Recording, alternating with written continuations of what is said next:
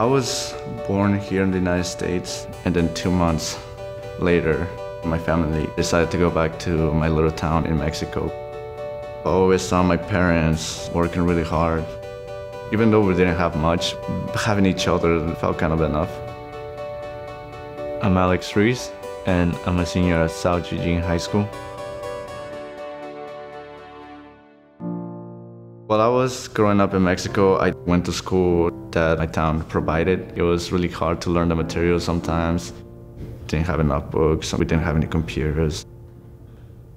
When I turned 11, my family decided to send me to live with my brother in the United States. It was kind of exciting, but it was kind of hard because I was always thinking about my family. Alex was a student in my freshman teen health class. I got to know him a little more through a writing assignment about his family and the struggles that he had gone through. He was living with his brother away from home. They were raising each other.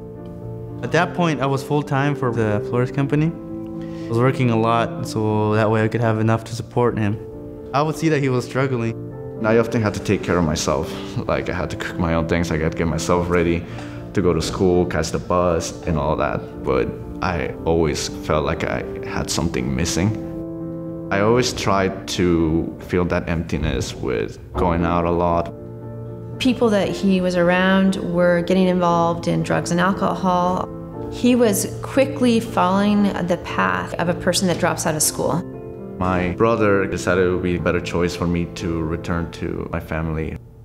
When he was in Mexico, he was in his crowded house, like 8 people with 2 rooms. He couldn't go to school because he didn't get a visa, so he didn't study, he started working a lot instead, helping my parents. I started to see how my parents were struggling just to make money. How dangerous the town where I was living has become as well. So that's when I started to realize that I needed to change. I saw education as kind of like the key to get my family out of all of the troubles that they were facing down there in Mexico. I talked to him a little bit, and I said he wanted to come back, and he wants to go to school. I felt like I was a different person, and I started to focus on my academics. I started to challenge myself by taking harder classes such as advanced placement.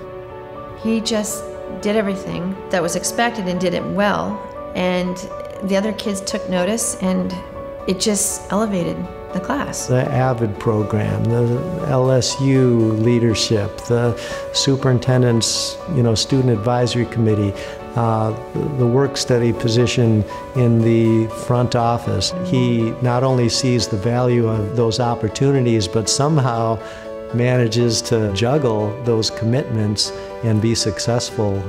It's the League of United Latino American Citizens. That's a place where I can help out the Latino Hispanic community. I find ways to improve their economic, political, housing, educational life. My experience working at Fulton County Youth Farm has been quite good. I can make some money and at the same time help my community in a way.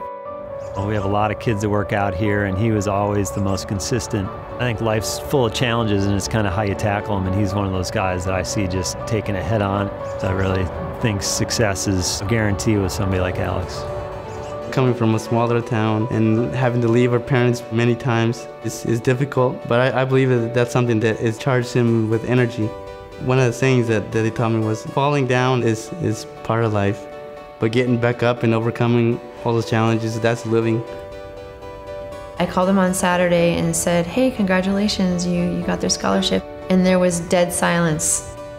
I couldn't really believe it in a way. I was really happy, and I literally just jumped around a little bit outside. The fact that he beat the odds and he's getting recognized for that is worth more than money.